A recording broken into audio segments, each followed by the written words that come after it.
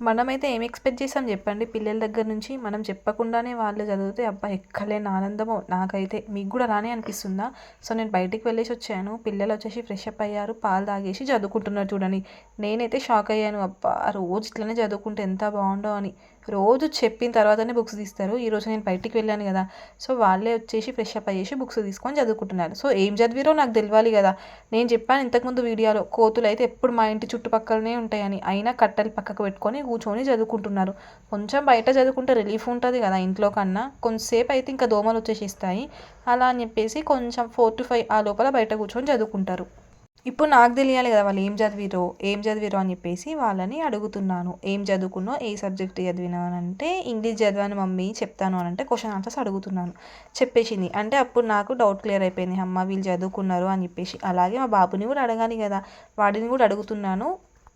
మా బాబు వచ్చేసి Hindi చదివాడంట. So, question answers అడిగాను. రిపీటెడ్‌గా మంచిగా క్లియర్‌గా చెప్పేశాడు. అంటే డౌట్ క్లారిఫై ఇప్పుడు. ఇద్దరు చదువుకున్నారు వచ్చే వరకు అని. రోజు ఇలానే చదువుకుంటే అబ్బా! ఎంత హ్యాపీగా ఉంటారా నేను అని చెప్తున్నాను వాళ్ళకి. బట్ రోజు చెప్పాలి. అంటే వాళ్ళకి నచ్చితేనే చదువుతారు రాగానే. లేకపోతే కాసేపు ఆడుకొని తర్వాత చదువుకుంటారు. నచ్చడం ఏంటి చెప్పండి? స్కూల్లో అంతా చదువుకొని వస్తారు కాబట్టి ఒక 1 అవర్ అలా రిలీఫ్ అయిపోతే తర్వాత వాళ్ళకే ఇంట్రెస్ట్ వస్తది కదా చదవాలని.